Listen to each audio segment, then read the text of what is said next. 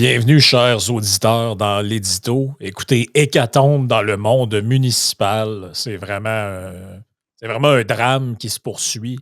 Ça devient inhumain ce qu'on demande à nos élus, nous dit-on dans le blog étudiant. Encore une fois, et là, on nous parle qu'il y a un problème, il y a un problème insurmontable là, dans les mairies. Donc, la mairesse de Sherbrooke qui a démissionné, la mairesse de Chapais qui a démissionné. Elle a pas démissionné, celle de Euh, Sherbrooke, non, elle est partie en c'était pas qu'elle est partie en arrêt, elle est retournée, je pense, euh, en elle janvier. est retournée, OK, bon, Elle donc était en arrêt de travail, ouais, ouais, elle était partie en arrêt de travail c'est pour ça. épuisement. La mairesse de Chapais a démissionné. Mmh. Bon, il y a plein de démissions. Et là, la dernière en date, c'est la mairesse de Gatineau, donc celle qui a succédé à Max Lataxe. Yep. Donc là, on nous dit que tout ça s'est fait dans un climat toxique, d'intimidation ou presque. Là. Donc là, j'ai un article devant moi de La Presse qui s'appelle Les mots des élus municipaux. Et là, on nous dit, évoquant un climat toxique difficile dans sa ville, mais aussi pour tous les élus municipaux, la mairesse de Gatineau, France Bellil, a annoncé sa démission jeudi matin, disant vouloir préserver sa santé. Une décision qui a provoqué une onde de choc dans le monde municipal. Et là, on nous dit désillusion, intimidation, ressources insuffisantes, pression intense, crise climatique. Ben, What c'est the ça. fuck? Ah ouais, Ben, OK, ça, what the fuck, là? Qu'est-ce que ça vient faire là-dedans? Là? Complexité des dossiers. OK, je pense que les dossiers ont probablement toujours été complexes, là, mais mmh. le traitement médiatique, parce que supposément que je sais pas si elle s'imagine quel traitement qu'elle aurait si elle avait été de droite, là, cette femme-là. Là. Mais parce que là, c'est ça. De ce que je comprends, à Gatineau, il y a comme une genre de guerre municipale entre extrême gauche et extrême gauche. Donc, l'ancienne gang de Max Latax et la nouvelle gang de la mairesse de Gatineau. Mais elle s'est Parce fait que élire comme indépendante, c'est ça. Donc, puis là, c'est ça, elle a pas d'équipe. C'est sûr qu'elle a essayé d'en coopter de sa gang, d'en mettre sur le comité exécutif et tout et tout. On pourrait peut-être en parler tantôt parce qu'elle a fait un commentaire là-dessus quand elle est passée à Tout le monde en parle dimanche pour dire qu'elle avait essayé de convaincre des gens d'embarquer sur le comité exécutif de la ville, puis les gens n'ont pas voulu. Mais ça, je comprends qu'il y a un enjeu par rapport, je ne suis pas un expert des dossiers de Gatineau, mais ben, tu sais, je veux dire, il y a un choc des idées dans tout conseil de ville, comme dans toute assemblée politique, finalement. Et là, bon, il y a notamment, je pense, l'enjeu du projet de tramway à Gatineau. Et non, pas celui de Québec, on parle bien de celui de Gatineau. Puis il y a d'autres dossiers pour lesquels il y a des divergences au sein du conseil. Parce que le ton est. Écoutez, j'en ai vu un puis un autre des conseils de ville. Oui, des fois, le ton monte. Oui, des fois, on emploie des vocables tels que pétard mouillé ou des mots comme celui-là là, pour faire un clin d'œil au conseil municipal de Lévis. ouais. Mais bon, évidemment, je pense que c'est important de dire en introduction que tout ce qui peut être du harcèlement, de la violence physique ou verbale. La violence verbale, c'est pas de parler de pétard mouillé, c'est vraiment, ça peut être, ça pose la tête ce degré-là, mais mettons qu'on prend des exemples que tout le monde peut comprendre, c'est des menaces de mort, des appels à la haine, des choses comme ça, on comprend. Ça, évidemment, ça doit être dénoncé, puis il y a eu des cas comme ça, puis c'est-à-dire que, mettons, parmi toutes les choses qu'elle dénonce, il peut y avoir des choses qu'elle est Ouais, ben c'est justifiée de ça. dénoncer, mais c'est parce qu'encore une fois, il y a beaucoup de. Faut faire attention aux amalgames, finalement. Là. Ben, c'est que moi, je lis les articles là, et je ne comprends pas de quoi on parle. On parle d'incivilité, on parle d'élus qui auraient subi des intimidations, mais on dit pas de qui, on dit pas de quoi. Je comprends pas. Moi, je veux bien être ouvert à ce propos-là, mais c'est juste que je cherche les exemples concrets là, Il de. n'y a pas grand-chose. Puis, tu sais, il y a pas beaucoup de viande tu sais, à gruger autour de l'os. Là. Et là, on nous dit, bon, l'opposition officielle de la ville de Gatineau refuse de donner quelconque validité à ce qui a été dit par la mairesse, par l'ex-mairesse Mhm. maintenant. Après ça, on nous dit que le nouveau maire suppléant, lui non plus, donne pas de suite à ce qui a été dit. Mhm. Là, on nous dit les politiciens ont une image de battant, de tough, d'une carapace, qui ont le droit qui fait qu'on doit être de téflon, donner des coups et accepter de prendre des baffes, a-t-elle déploré.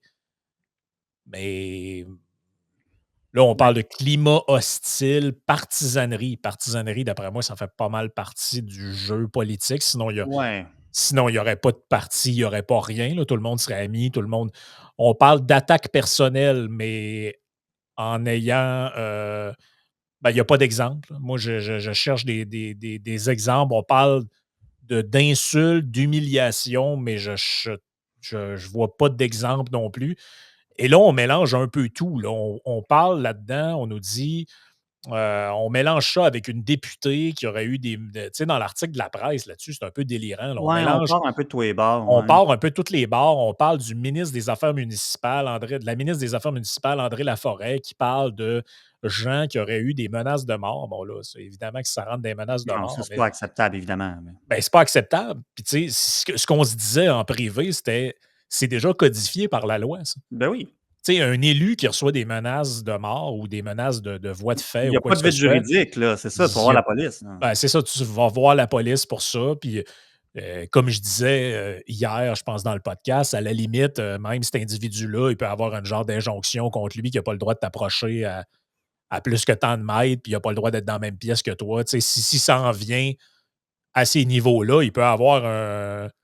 Ce qu'on appelle en anglais un restraining order, mais oui, c'est une Exact, ordonnance de je garder la cherche le paix et mot tout, depuis 2 ouais. jours en français, là, mais c'est pas une injonction, mais il y a un mot francophone pour ça, mais c'est Ouais, ben, vrai, il y a la procédure de l'article 810 du code criminel aussi, là, pour les évidemment, c'est pas un cours de droit qu'on fait, puis c'est pas un avis juridique, mais pour ceux qui s'intéressent à ces choses-là, vous pouvez aller jeter un œil de ce côté-là, là, mais c'est ça, mais un restraining order, si on mmh le dit en anglais, là, vous nous direz dans les commentaires c'est quoi le vrai mot pour ça, là.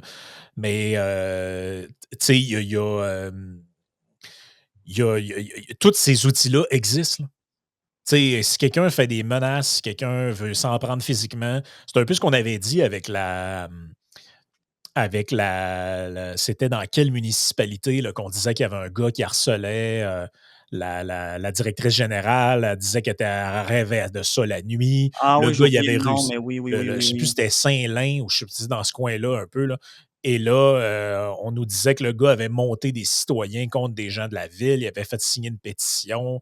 On nous avait soigné là-dedans qu'apparemment c'était un ami d'Éric Duhem. Je sais, c'était comme ça, rendu Ouais, un ouais, peu ouais, délirant, ouais, là, tout ouais, ça. Là. ouais, puis c'est Puis ce qu'on avait dit à l'époque, c'est essentiellement la même chose. C'est, écoutez, là, il faudrait arrêter de mélanger des trucs impolis, incivils ou de la partisanerie politique avec des gestes criminels.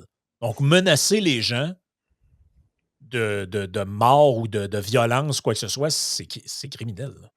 ben, en fait, c'est ça, ben, parlant de Ben, en tout cas, je ne sais pas ce que tu en penses, mais moi, pour absolument. moi, ça n'a pas à. Tu sais, que des élus reçoivent des messages désobligeants sur les réseaux sociaux, ou qu'ils soient critiqués, ou qu'il y ait un climat anxiogène ou toxique parce que des gens sont partisans, s'en prennent à l'autre verbalement dans un conseil.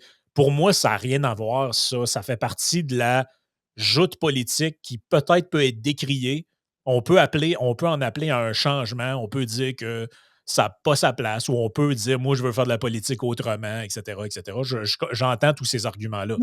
Mais Bien ne sûr. venez pas nous mettre ça sur le même pied d'égalité que des gestes criminels, là. Non, ben, c'est ça, puis peut-être justement, c'est pour finir la parenthèse sur l'aspect criminel de la chose. Il y a pas une belle traduction en français de restraining order. C'est un engagement de ne pas troubler la paix publique. Tu as OK, ça, ouais. dans le fond, c'est l'article, tu vois l'article 810 du Code criminel, ça permet d'obtenir une ordonnance du tribunal.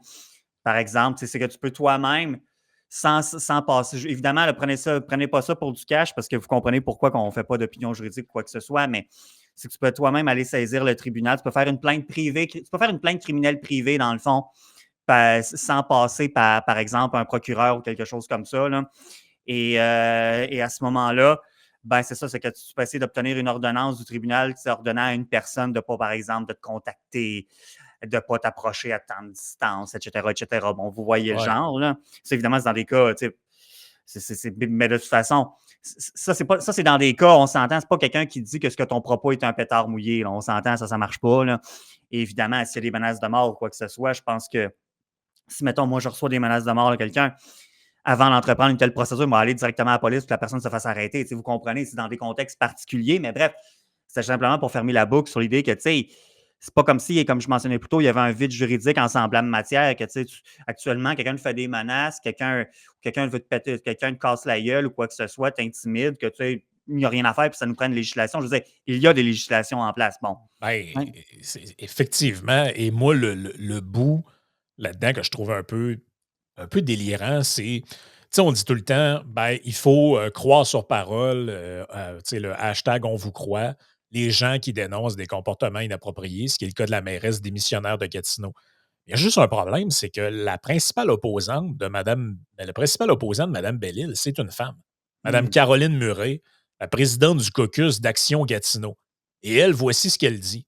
Il y a des débats autour de la table du conseil, mais ça se fait toujours de manière très saine. Je n'invalide pas les émotions de Mme Bellil, mais ça tombe absolument jamais dans l'agressivité ou le climat toxique. Et là, elle dit, même notre maire suppléant, Daniel Champagne, s'est dissocié des propos de Mme Bellil en disant que lui non plus, il n'avait jamais été victime de ce climat toxique. La situation à Gatineau est complexe, mais je ne crois pas que cette étiquette s'applique ici. Donc, autrement dit, les autres disent qu'ils comprennent pas trop. Là, ils ne lui enlèvent pas son droit de se sentir ainsi. Là. On aura tous compris un peu le langage qui est employé, là, mais ne voit pas, ne voit pas ça là-dedans. Mais elle, la mairesse démissionnaire, elle a comme tourné ça un peu en genre je suis une femme face à une marée d'hommes Ouais, ouais, ouais. qui veulent, mais c'est parce qu'il y a d'autres femmes là-dedans, puis ils ont l'air de dire qu'ils ne comprennent pas trop non plus. Là.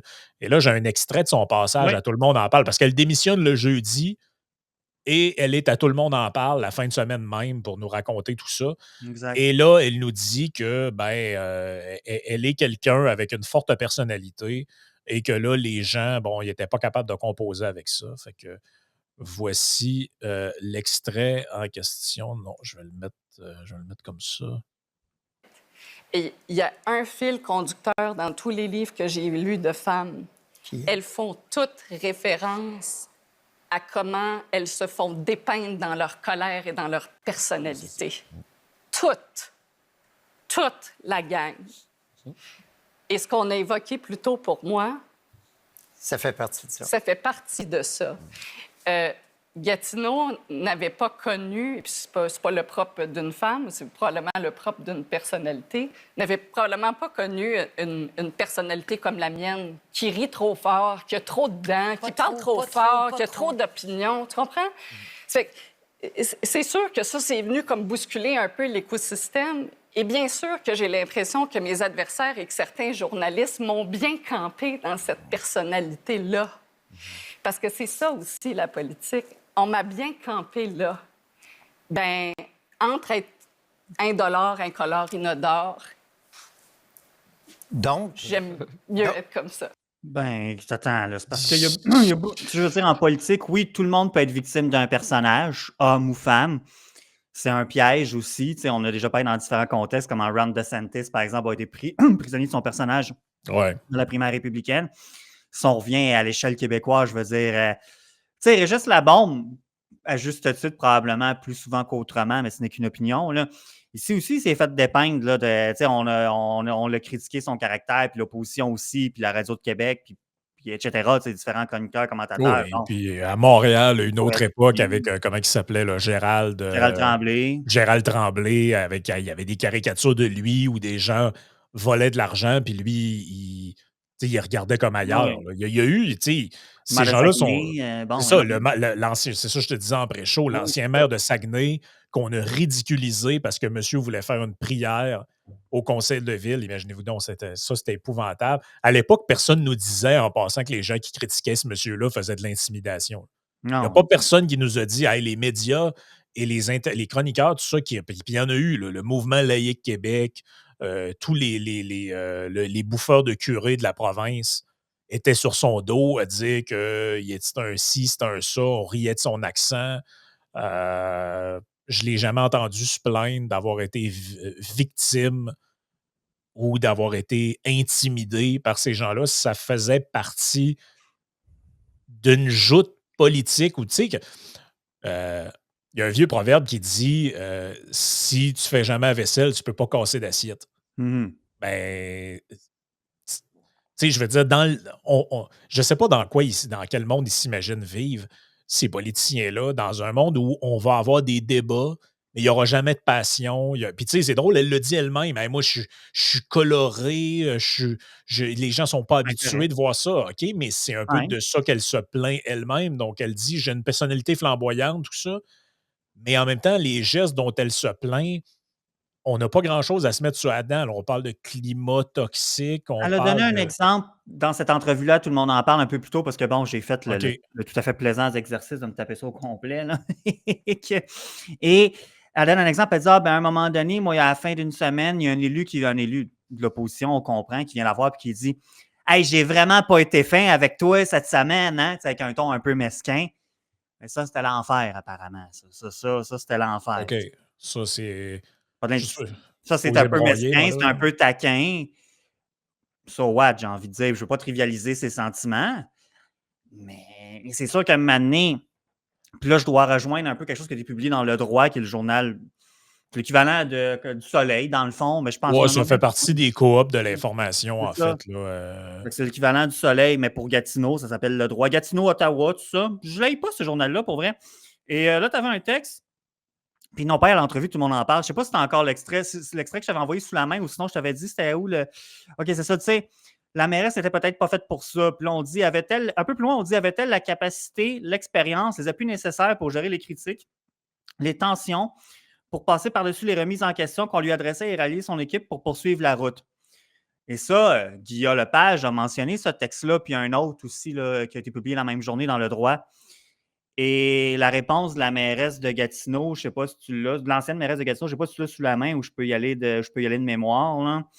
Ouais, tu parles Mais de l'audio que tu m'as envoyé ouais, hier, ouais, là. ouais, ouais, ouais. Puis dans l'entrevue, as-tu le lien complet de l'entrevue? Parce que je pense que je t'avais dit, ça J'ai pas le commence lien où? complet de l'entrevue, là, mais je vais essayer. Là, j'essaye quelque chose, connecter mon, mon téléphone dans la Ça, console. ça commence à 12 minutes 15, là, le petit extrait, parce que je pourrais le dire, mais je préfère qu'on l'aide de la bourse. Et j'ai la quote que toi, tu m'as envoyée, là, donc où elle dit, on va voir si ça marche.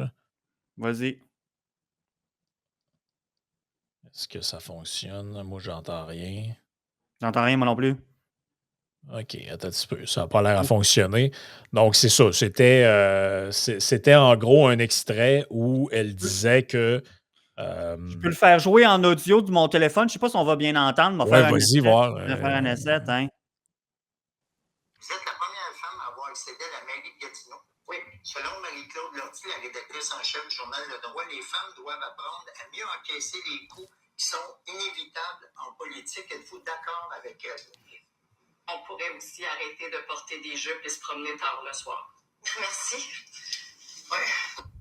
Et Guillaume Lepage, je l'ai coupé trop vite. Guillaume Lepage, il répond bonne réponse. Tu dis.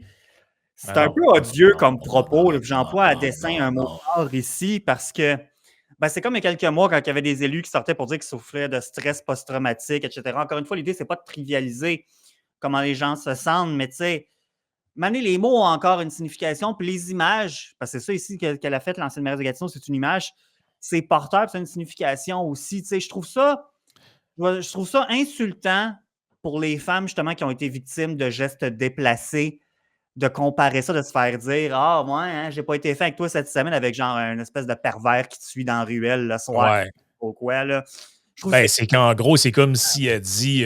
C'est comme si son propos, c'est en gros, c'est de dire, tu sais, elle compare ça avec la culture du viol, là, entre guillemets. Là. c'est un peu Ça n'a ça. pas, Ouais. ça a pas rapport, là. Non, non. Ça a zéro rapport, là. C'est-à-dire que.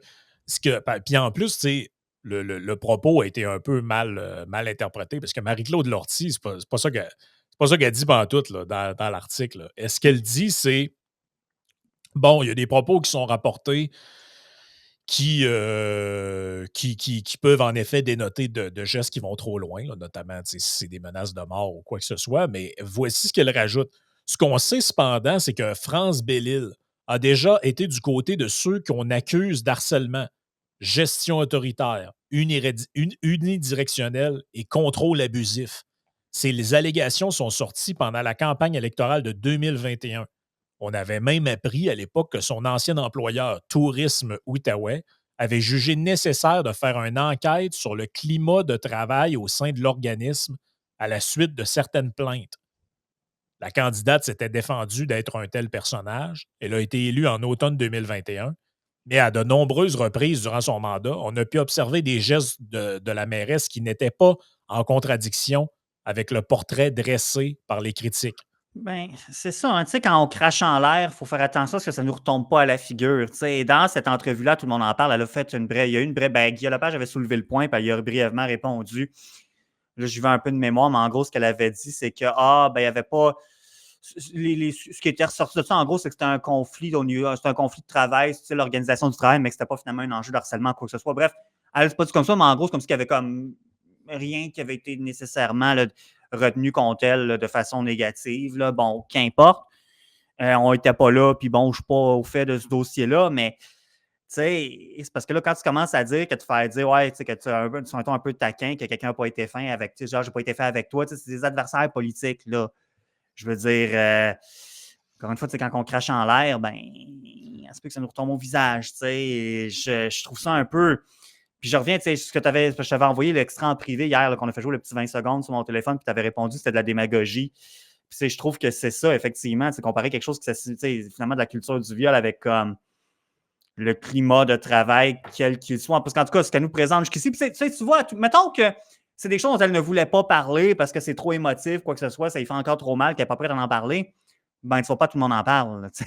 Il y a peut-être 1 million de personnes. En tout cas, on dit encore 1 million de personnes qui écoutent ça. Ça, c'est une autre affaire à savoir si c'est vrai, là, mais c'est de quoi qui ne fonctionne pas. Là. Puis là, il y a un autre article qui est sorti dans le journal Le Droit qui s'appelle Ouais. Les chapeaux de France Oui. Bellil, écrit par Patrick Duquette. Oui. Et il nous dit: Je viens de réécouter pour la 3e fois le discours de démission de la mairesse Bellil. Ça part dans toutes les directions. Elle voudrait nous faire croire qu'elle est victime d'un système politique hostile et de la politique ultra-partisane. Mais à ce que je sache, la mairesse était peut-être la plus partisane autour de la table du conseil.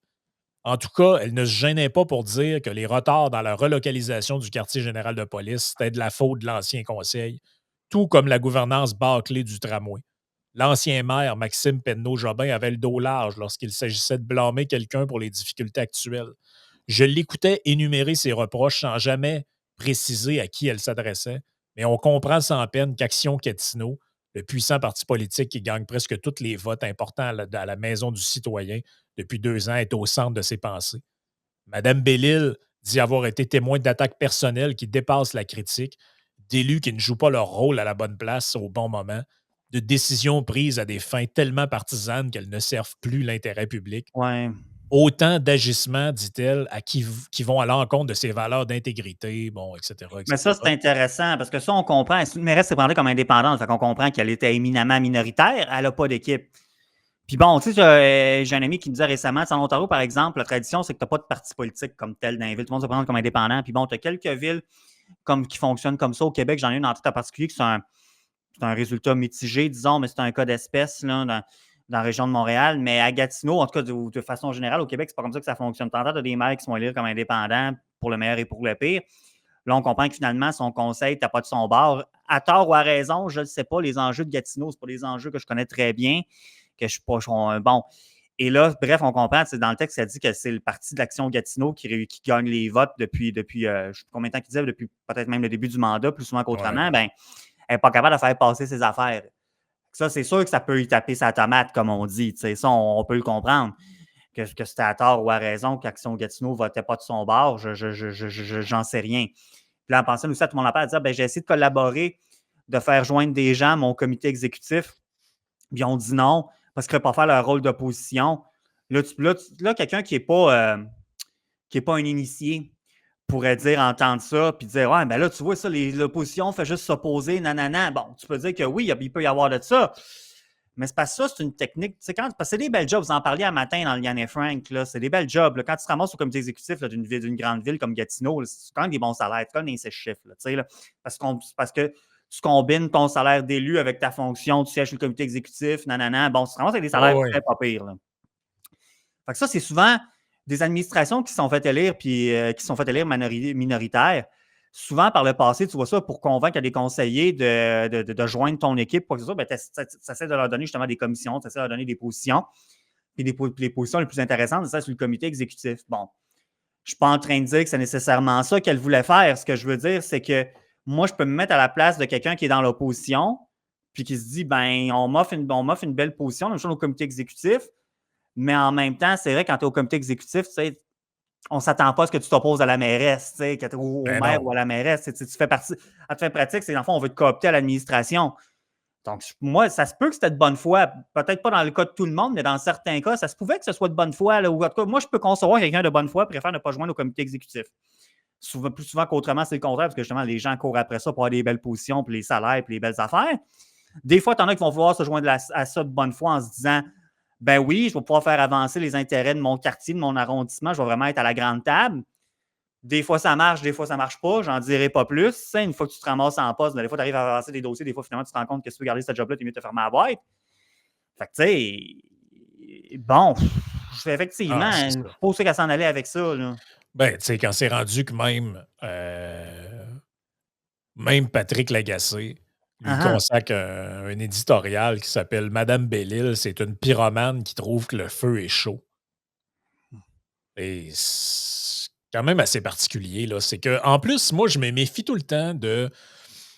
Quand on dirait qu'au Québec, quand on commence à mettre le. C'est comme si notre manière d'analyser les nouvelles, c'est un espèce de gros tube unidirectionnel. mhm, mhm, Et là, quand on pointe sur un phénomène, là, on a toujours un espèce de prisme déformant, pour citer la Baume, à mhm, une autre époque, qui nous fait toujours voir les phénomènes qui sont à l'intérieur de ce tube-là comme étant épouvantables, devant être nécessitant une intervention de l'État, une intervention divine ou je ne sais pas quoi. Là. Et c'est un peu toujours ça. Rappelez-vous, quand il y a eu l'histoire des fuites de données chez Desjardins, là, pendant 4-5 jours, on ne parlait que de ça. Tout le monde allait se ouais. faire acheter une maison sans son consentement quelque part dans le monde. C'était toute une histoire. Tout d'un coup, ça a disparu comme c'est venu. Ouais. À un moment donné, il y a des gens qui bloquaient des chemins de fer. On nous disait que des animaux allaient mourir partout dans les fermes du Québec. Le sujet est disparu. Là, c'est parce que la pandémie est Euh, rentrée 2 semaines après, fait que c'est ça ça. a La pandémie est arrivée, on a oublié ça. Un moment donné, pendant 2 semaines, là, à tous les jours, on nous parlait d'infirmières qui volaient du stock dans les hôpitaux. Mhm, mhm. Là, il y avait une infirmière qui avait volé des copes de beurre de pinot pour se faire des toasts. Il y en avait une autre qui volait des bagels ou des beignes. Et là, il y avait même Dubé qui avait dû intervenir là, dans les médias là, pour se faire une sortie là-dessus parce qu'Mmh.une voleuse avait été suspendue. Et là, On avait fait un édito là-dessus. Oui, oui, ça a oui. duré 2 semaines. On n'a plus jamais entendu parler d'infirmières qui volent du stock dans les hôpitaux. Mais pendant 2 semaines, c'était le sujet numéro un du Dôme. Là, depuis quelque temps, c'est un sujet récurrent. Les élus victimes, soit en ça, c'est très drôle, hein, c'est qu'ils ils se posent en victime par rapport à la population. Donc, supposément que les gens dans la population sont de plus en plus incivils, de plus en plus violents, tout ça. Mais en même temps, ils sont forcés d'admettre qu'ils ne donnent pas bien bel exemple eux-mêmes parce qu'ils se dénoncent aussi mutuellement entre eux autres comme étant des bullies.